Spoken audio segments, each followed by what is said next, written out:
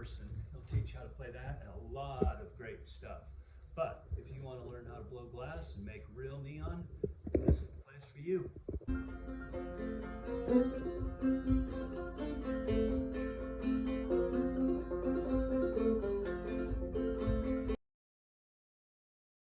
Hello, and welcome back to Real Neon. So we're going to learn how to make real neon, not rope neon, not LED neon, but the real deal. Last time, let's see, I've got to address how awkward I feel. It's so weird. I play music live, I've done demonstrations live, but it's so weird to be talking to someone that's not here. That's a real talent. I'm not very good at it. So excuse my awkwardness, and we'll just, hopefully the information is worth dealing with my, let's see, I'm thinking that what we'll do is throughout the week. So last week we talked about, or last time we talked about what neon is and how it works.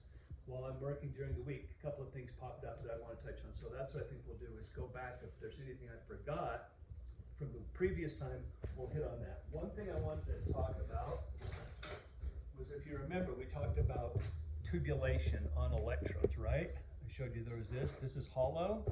What that's for, I don't know if I told you, is that's what we're going to use to put on to the manifold to pump out the tube and then pump the gas in, and then we seal that off. And I don't know if I told you that.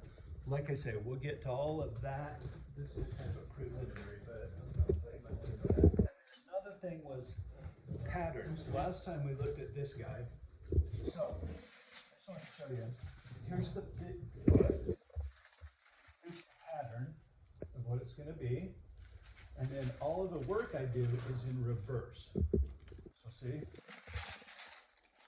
that's going to be the reverse pattern. So there's the wing, and then when you flip it over, then it will go proper. Okay, so that was last week. This time what we're going to do is we are going to go through all of the tools of the trade, all of the equipment that you're going to need. Like I said, I was kind of trying to think of, like I said, it's so weird to be talking to no one. So I kind of put in my head, trying to figure out, who am I talking to? Is it the curious person that just wants to know about neon? Is it the person that's working in a sign company, maybe went to school and just needs to brush up some more information? This is going to be the one of a person that wants to set up a shop from square one. This is what you're going to, this is the equipment and the tools and what you're going to need to do that before you can start anything. So, first of all, you're going to need a building. You're going to need a space. This space is probably, I think it's 26 feet by 15 feet. There's enough space in here for me to do whatever I need. Next thing I've got is ventilation. I've got a ventilator, I've got up there, ventilator. I've got a fan out here. And then I've got a fan here. And then a fan over by the door. So I'll have air coming through from the door over to here, up, and coming air over to there and sucking out. So you've got nice, healthy ventilation going. And it's really tricky because once we get blown glass, you're going to see. You can see with this flame what happens if you get a bunch of air coming through. It'll blow it out, it wiggles it. So you've got to have, it gets really hot. It gets super hot in the summer because you can't have a direct fan blowing right on you. I've heard of really cool shops that have AC under the floor with a vented floor that heats up. That's not the case here. So you've got your shop, you got a space, you've got some ventilation. You're going to need a table, a workbench to work on. You're going to need a rack to put the rack, you know. Of course, this is all your personal thing, but this is how this shop's set up. Okay, next you're going to need gas. You can't use propane. I'm on natural gas. My pipelines are behind here. So there's a pipeline of natural gas that runs along the wall. And then under the floor, this floor that we're standing on, underneath it is piping also. That's got our gas. Our gas line will come out to our fires. Then under here also, back here is a blower. So the way fires work is you've got gas and then you've got air blowing them. That's what gives you the flame. You need a blower.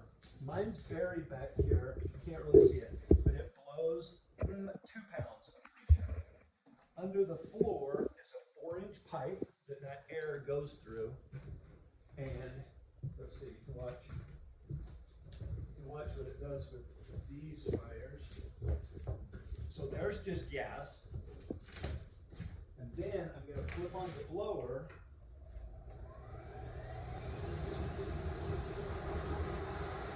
And then they're going to go, these are, when we get, in the next week or two, when we get one glass, this is how the fires are going to be. So that's what your blower does.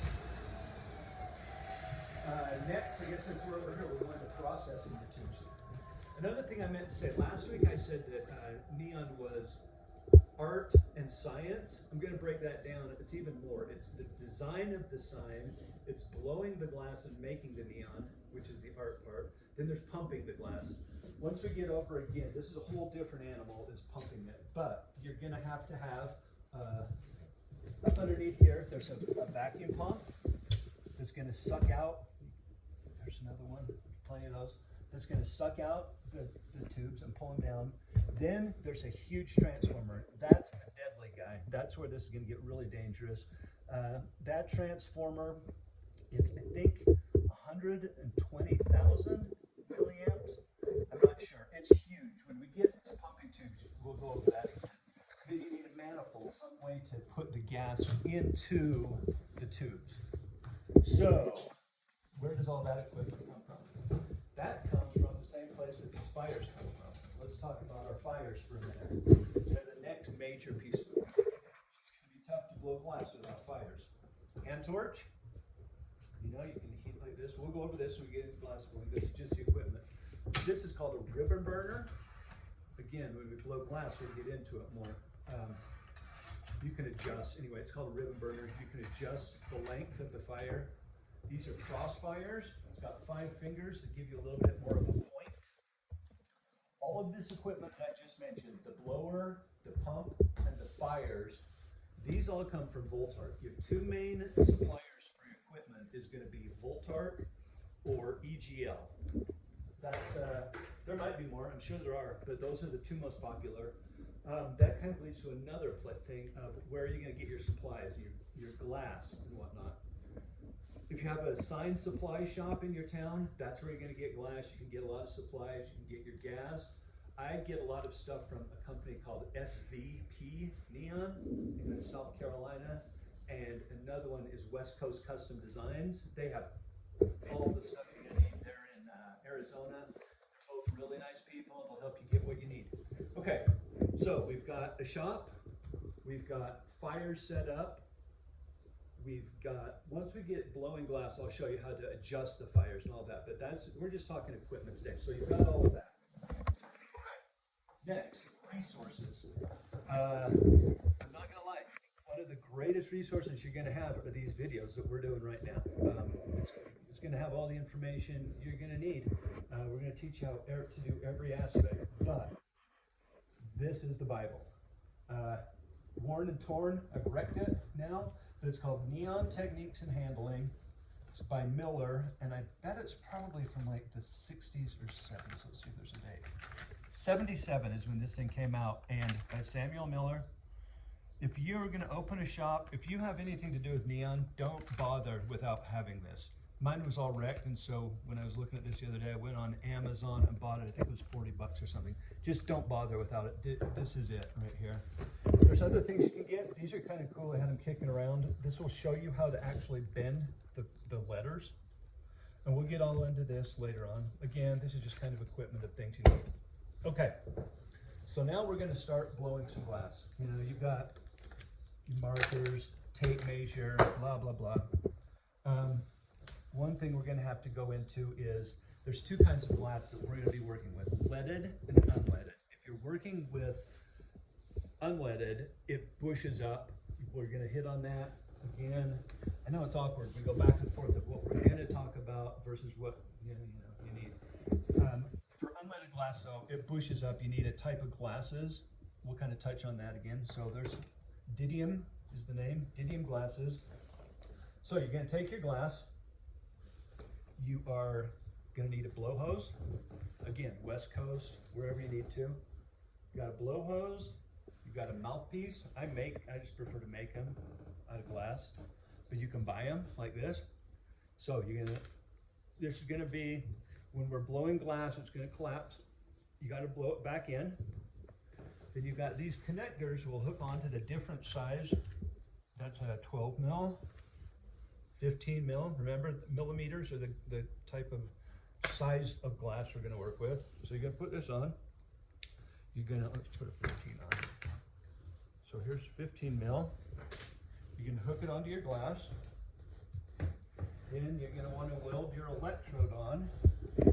So in order to do that, you're going to need an electrode holder. That's these guys right here. They come in all the different sizes of the different electrodes. So you're going to put your electrode like that, right? And then that's how you hold the electrode to get it on, right? So then you've got your electrode. If you're using electrodes for the tubulated, you know, you've got things like this, like pipe stoppers to clog them up. If you're working without electrodes, you're going to have some corks to throw on. Let's see, what else we got going on here? So you've got your electrode on, you're bending it. Let's say you want to hook on a 10 mil electrode for some reason. Look, there's 15 mil and 12. This is a flare tool. This is cool. The guy that taught me to blow glass, this is probably like 80 years old. This thing's almost an antique, and it looks like a caveman tool even, but it's a flare. So you get this hot, put this in, and flare it out, open it up. This Whale apparatus is another place that you can buy glass blowing stuff and supplies. Whale, W-A-L-E? I'm not sure if it's A-L-E or H-L-E. Anyway, this is graphite, and so it won't stick to glass, and it is just like, you can put it in and flare things. When we get blown glass, you're gonna see this come up a lot. A lot of times I'll be like, where's my most important tool that I have? And that's this. You're gonna need files for cutting glass. You're gonna need marking tools to mark it. Again, when we get blowing glass, you'll recognize all of these, all of this stuff. You're gonna need screen because when you're working on patterns, here's this thing that I'm doing right now. So I'm gonna be working on the pattern. I bring over the hot glass so it doesn't burn out the pattern. You wanna have, let's see, where does that go? Right? Hot glass, so it won't burn up the paper pattern. You have a screen on it. Stompers, so when you make a certain bend, it's going to be up in the air like that. You can't touch it, so you've got to have a stomper to push it down. Like I say, files. This is non-business. It doesn't burn. You can line your table with it. So, you know, this is a cool thing. This tells you the color of the glass. Because remember, a lot of the colors of glass, you can see, I don't know what color that is. It's a white phosphorus. It could be white, could be blue, could be green, right? With this, you can put it on and see, I don't know if you can see that. You see how it will show you? That's purple glass. You can see the phosphorus in there. I'll touch on that more later. Okay, so I think that's it. We've got glass blown. We're gonna come over here.